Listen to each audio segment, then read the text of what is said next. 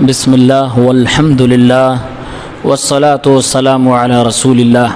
قال الامام البخاری رحمہ اللہ فی کتاب الحیل باب ما اکرہ من الاحتیال فی الفرار من الطاعون، طاعون سے بھاگنے کے لیے حیلہ اختیار کرنا منع ہے۔ قال حدثنا عبد الله بن مسلمة عن مالك عن ابن شهاب عن عبد الله بن عامر بن ربيعة أن عمر بن الخطاب رضي الله تعالى عنه خرج إلى الشام فلما جاء بصرغة بلغه أن الوباء وقع بالشام فأخبره عبد الرحمن بن عوف أن رسول الله صلى الله عليه وسلم قال إذا سمعتم به بأرض فلا تقدموا عليه وإذا وقع بأرض وأنتم بها فلا تخرجوا فرارا منه فرجع عمر من صرغ۔ وعن ابن شهاب عن سالم بن عبد الله أن عمر إنما انصرف من حديث عبد الرحمن۔ سن 18 ہجری میں ربیع الثانی کے مہینے میں، یہی مہینہ جو چل رہا ہے، شام کے علاقے کو فتح کرنے کے لیے مدینہ سے حضرت عمر ابن خطاب رضی اللہ تعالی عنہ نکلے۔ شام سے پہلے ہی ایک علاقہ ہے جس کو سرغ کہتے ہیں۔ ابھی حضرت عمر وہاں پہنچے ہی تھے کہ آپ تک خبر پہنچی کہ شام میں وبا پھیلی ہوئی ہے، طاعون کی بیماری پھیلی ہوئی ہے۔ عبد الرحمن ابن عوف نے آپ کو یہ خبر دی۔ تفصیلاً یہ حدیث صحیح بخاری کتاب الطب 5729 میں ہے۔ اس وقت حضرت عمر نے مہاجرین صحابہ سے، انصاری صحابہ سے اور بزرگ صحابہ کرام سے مشورہ کیا کہ اب کیا کروں۔ عبد الرحمن ابن عوف رضی اللہ تعالیٰ عنہ نے جب یہ حدیث سنائی کہ میں نے اللہ کے نبی صلی اللہ علیہ وسلم کو فرماتے ہوئے سنا ہے کہ جب تم یہ بات سنو کہ کسی جگہ پر وبا پھیلی ہوئی ہے، طاعون جیسی بیماری کسی جگہ پہ پھیلی ہوئی ہے، تو وہاں مت جاؤ، اور اگر کسی مقام پر وبا پھوٹ پڑے اور تم وہاں پہلے سے موجود ہو تو راہ فرار اختیار کرتے ہوئے وہاں سے نقل مکانی نہ کرو، یعنی اس شہر سے باہر پھر نہ جاؤ۔ عمر رضی اللہ تعالیٰ عنہ پھر اسی جگہ سے واپس مدینہ پلٹ آتے ہیں۔ جب عبد الرحمن ابن عوف رضی اللہ تعالیٰ عنہ نے جو حدیث بیان کی، اس حدیث کو سننے کے بعد واپس آ جاتے ہیں۔ اب اس حدیث سے معلوم ہوا کہ جس شہر میں وبا، طاعون نامی بیماری پھیلی ہو، وہاں جانا نہیں چاہیے۔ اگر اس شہر میں پہلے سے ہیں تو وہاں سے راہ فرار اختیار کرتے ہوئے بھاگنا نہیں چاہیے۔ سب سے پہلا سوال یہ ہے کہ وبا اور طاعون یا اس جیسی بیماریاں کیا ہوتی ہیں؟ تو ہر وہ بیماری جو بہت تیزی سے پھیلتی ہو اس کو وبا کہتے ہیں۔ اس کی بڑی مثال جو اپنے یہاں کورونا نامی بیماری پھیلی تھی، یا اس کے علاوہ بعض علماء نے کولرا کو بھی گنا ہے، یا اس کے علاوہ اور بھی بیماریاں ہیں جس میں سر فہرست طاعون ہے۔ اس طرح کی بیماری اگر کسی شہر کے اندر پھیلی ہو تو اس شہر میں نہیں جانا چاہیے، اور وہاں اگر پہلے سے موجود ہو تو وہاں سے نہیں نکلنا چاہیے۔ یہ اللہ کے نبی صلی اللہ علیہ وسلم کی حدیث ہے۔ امام بخاری رحمۃ اللہ علیہ اس کے آگے ایک اور دوسری حدیث ذکر کرتے ہوئے فرماتے ہیں، سعد بن وقاص رضی اللہ تعالیٰ عنہ سے روایت ہے کہ ایک مرتبہ رسول اللہ صلی اللہ علیہ وسلم نے طاعون کا ذکر کرتے ہوئے فرمایا، یہ ایک عذاب ہے جس کے ذریعے سے بعض امتوں کو عذاب دیا گیا، اس کے بعد اس کا کچھ حصہ باقی رہ گیا تھا جو کبھی آتا ہے اور کبھی چلا جاتا ہے۔ جو کوئی کسی سرزمین میں اس کے پھیلنے کے متعلق سنے تو وہاں نہ جائے، لیکن اگر کوئی کسی مقام پر ہو اور وہاں پر یہ وبا پھوٹ پڑے تو وہاں سے بھاگنے کی کوشش بھی نہ کرے۔ یہ دونوں حدیثیں ایک کے بعد دیگر امام بخاری رحمۃ اللہ علیہ نے ذکر کیا ہے۔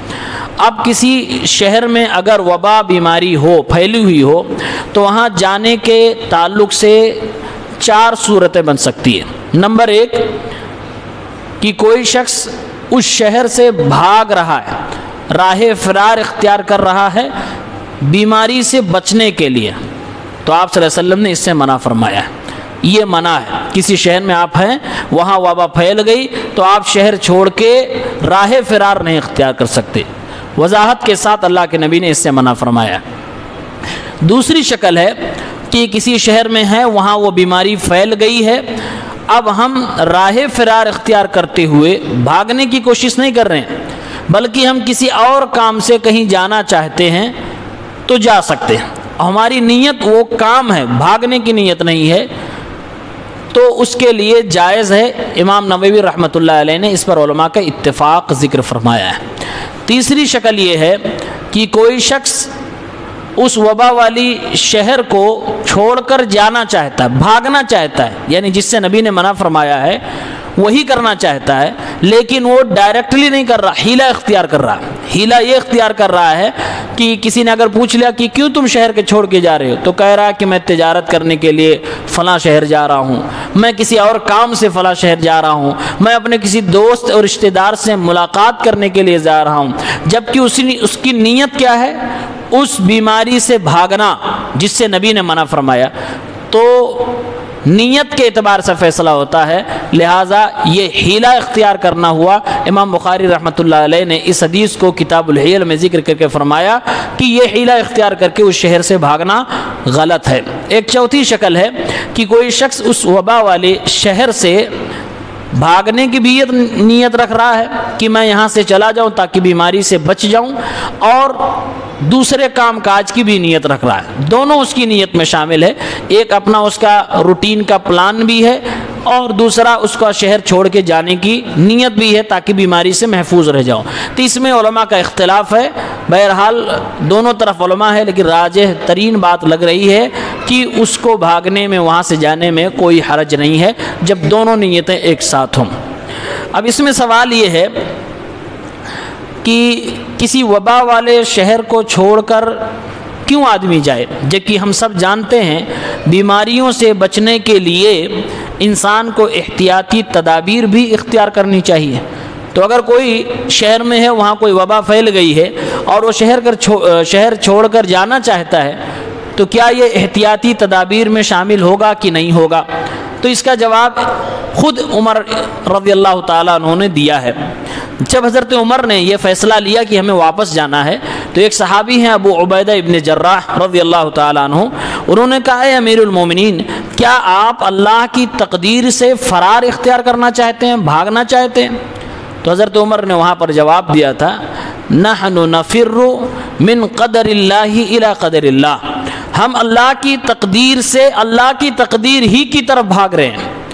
اور اس کو مثال دے کے حضرت عمر نے سمجھایا کہ جیسے تم کہیں جاؤ اور کسی وادی میں پڑاؤ ڈالو، وہاں پر تمہارے ساتھ تمہارے جانور ہو، وادی کے ایک طرف ہریالی ہے، ایک طرف خشکی ہے، ہریالی میں تم اپنے جانور اگر چرانے کے لیے لے گئے تو یہ بھی اللہ کی تقدیر ہے، اور اگر تم خشکی میں لے کر گئے تو یہ بھی اللہ کی تقدیر ہے، دونوں اللہ کی تقدیر ہے، تم ادھر جاؤ گے تب بھی، ادھر جاؤ گے تب بھی۔ تو وہی حضرت عمر رضی اللہ تعالیٰ عنہ نے فرمایا کہ میں اگر شہر میں رہ رہا ہوں تب بھی اللہ کی تقدیر جو لکھا جا چکا ہے وہی ہونا ہے، اور اگر میں یہاں سے جا رہا ہوں تب بھی جو اللہ کی تقدیر نے لکھ رکھی ہے، اللہ تعالیٰ نے لکھ رکھا مقدر میں، وہی ہونا ہے۔ تو آپ نے ایک بہت بہترین جواب دیا کہ اللہ کی تقدیر سے، اللہ کی تقدیر کی طرف ہی ہم بھاگ رہے ہیں۔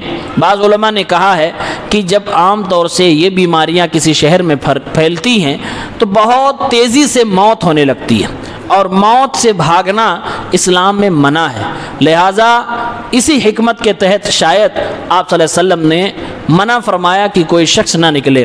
اور اگر دنیاوی ایک حکمت دیکھی جائے تو وہ بیماریاں جو بہت تیزی سے پھیلتی ہیں اور خاص طور سے ایک آدمی سے ہو کر دوسرے کو لگ جاتی ہیں، تو ایسے ماحول میں یہ حدیث بہت بہترین کارگر ثابت ہوتی ہے۔ اگر کسی شہر میں بیماری اس طرح کی پھیل جائے، وہاں کے لوگ دوسرے شہر میں جائیں گے تو بیماری ساتھ میں لے کے جا سکتے ہیں، اور جو باہر پہلے سے محفوظ ہے وہاں آئے گا تو اس کو بیماری ہو جائے گی۔ گویا ایسے موقع پر اس حدیث پہ عمل کرنے سے بیماریاں جلدی ختم ہو سکتی ہیں اور لوگوں کی جانیں زیادہ بچ سکتی ہیں، یہ حکمت ہو سکتی ہے۔ بہرحال امام بخاری رحمۃ اللہ علیہ نے کتاب الحیل میں اس لیے ذکر کیا کہ کوئی شخص حدیث رسول سے بھاگنے کے لیے حیلہ نہ اختیار کرے۔ اللہ کے نبی صلی اللہ علیہ وسلم نے فرمایا کہ وبا والے شہر میں داخل نہ ہو، اور وہاں ہو تو وہاں سے بھاگو نہ۔ اب کوئی حیلہ یہ نہ اختیار کرے کہ میں اپنے دوست سے ملنے کے لیے جا رہا ہوں، جبکہ دل میں نیت ہو کہ ہم یہاں سے بھاگ رہے ہیں، ہم راہ فرار اختیار کر رہے ہیں، جبکہ بیماری سے اس وبا سے وہ بھاگ رہا ہے جس سے نبی نے بھاگنے سے منع فرمایا، لیکن ہیلا ہے کہ دوست سے ملنا ہے، تجارت کے لیے میں جا رہا ہوں، پڑھائی کے لیے جا رہا ہوں، تو امام بخاری فرماتے ہیں کہ یہ ہیلا سازی ہے، یہ غلط بات ہے اور یہ صحیح و درست نہیں ہے۔ اس طرح کے ہیلا سازی اختیار کر کے حدیث رسول کی مخالفت نہیں ہونی چاہیے۔ اللہ تعالی ہم سب کو نیک عمل کرنے کی توفیق دے، آمین۔ السلام علیکم۔